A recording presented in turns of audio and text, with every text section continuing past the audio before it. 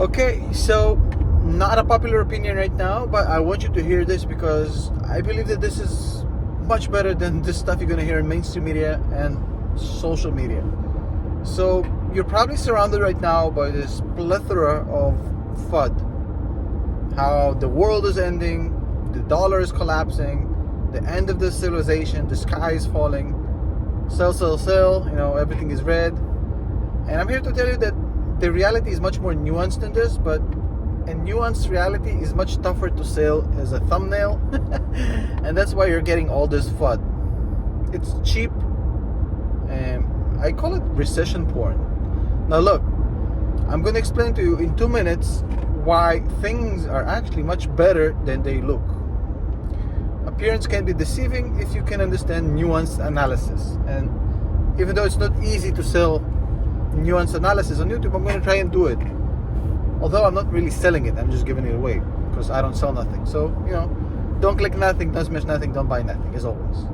So look, the reason that I think things will be okay quite quickly, in fact, is because of inflation. Inflation is almost the thing that causes the shitstorm that we're in right now, but also the same thing that would cause the stock market to rise, at least in the short to medium term. And I'll explain. So, first of all, let's back up a little bit.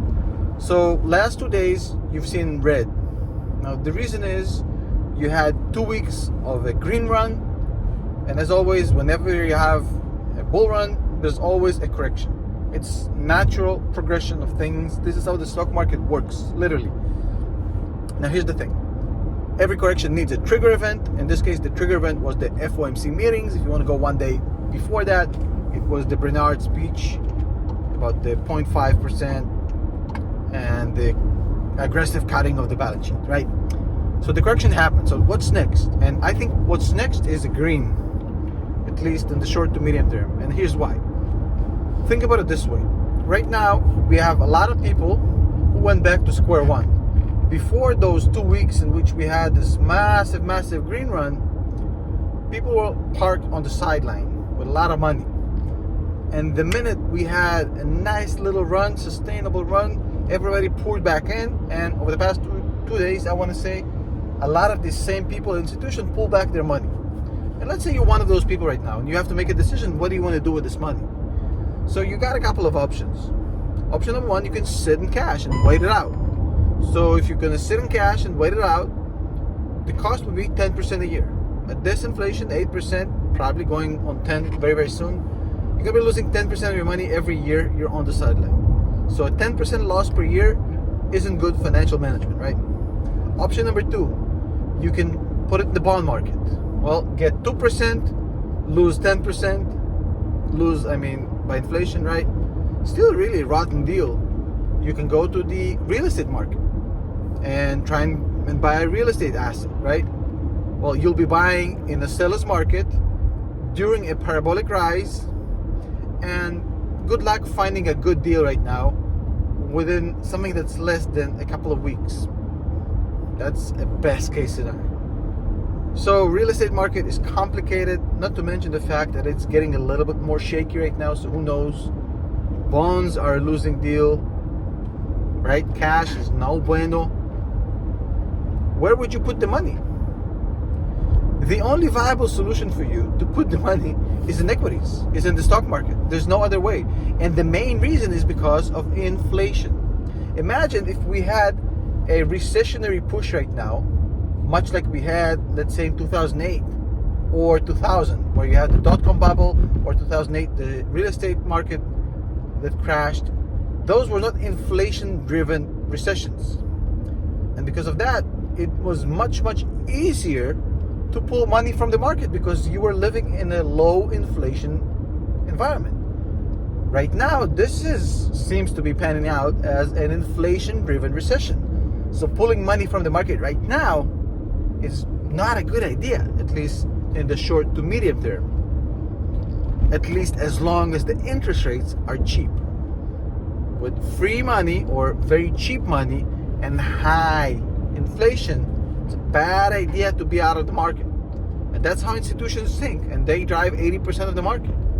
Now, as interest rates start to climb, and I'm not talking about 0.5%, half, Eddie, I want half. I'm not talking about 0.5% they're going to raise right now.